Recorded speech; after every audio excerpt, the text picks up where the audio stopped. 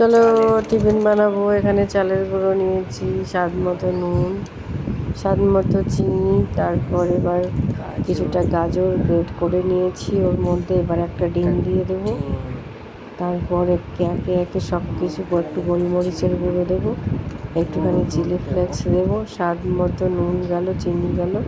এবার এটাকে ভালো করে জল দিয়ে ফেটিয়ে নিতে হবে। ফেটিয়ে নিয়ে দেওয়ার পর এর মধ্যে তোমরা দুধও অ্যাড করতে পারো, গুঁড়ো দিতে পারো, দিলে অবশ্য খাবারটা খুব সুন্দর হয়। এটা একদম পাটিসাপটার মতো ভালো করে ভেজে নামাতে হবে। মিক্সার করে এবার একটা প্যান বসিয়ে দিয়ে ওর মধ্যে তেল দিয়ে একে আমি এবার দিয়ে দিলাম। তো এটাকে এখন ভালো করে এইদিকে ওইদিকে করে দিতে হবে।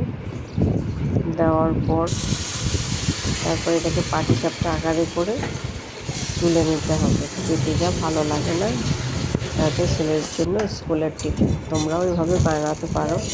আর যদি ভালো লেগে থাকে অবশ্যই লাইক, কমেন্ট, শেয়ার, সাবস্ক্রাইব করে দিও। আর দেখতে থাকো, আমার কিছু রেসিপি তোমাদেরকে শেয়ার করছি। এটা আমার সকালবেলা আমি ছেলের জন্য স্কুলে টিফিন পাঠিয়ে দেবো। তবে গরম খেলে এটা ভালো হয়, একটু ঠান্ডা হয়ে গেলে খেতে অবশ্য ভালো লাগে না। এর মধ্যে তোমরা টমেটো সসও খেতে পারো। টমেটো সস বা সিঙ্গাড়ার সস যেটা থাকে, পিৎজা সস, এগুলো দিয়েও কিন্তু খেতে পারো। খেতে কিন্তু বেশ ভালোই লাগে। তো এর মধ্যে কিছু একটা পুর ছিল, সে পুরটা আমি আর কি ওর মধ্যে দিয়ে দিয়েছি। যেমন হচ্ছে এর আগে আমি স্যান্ডউইচ বানিয়ে দিয়েছিলাম, তার পুর ছিল একটা, সেই পুরটা যেন নষ্ট হয় সেটা ওটার মধ্যে দিয়ে দিলাম। পাটিসাপটার আকারে করে খুব সুন্দর করে এটাকে আমি ভেজে নিলাম।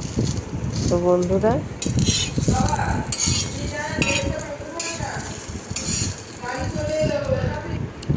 আজকের মতো এখানেই। তো চলো টিফিন বক্স এবার সাজিয়ে সংস্কৃতি বলে না রে, সংস্কৃতি দিলাম।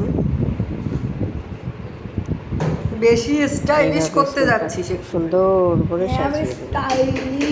Tata, bye bye. সবাই খুব ভালো থাকবেন, সুস্থ থাকবেন। তোমার কড়াই বসিয়ে আবারও দিয়েছি আরেকটা ভিডিওতে তোমাদের সাথে। আর এইটা কি এটাই কি বলে জানি না।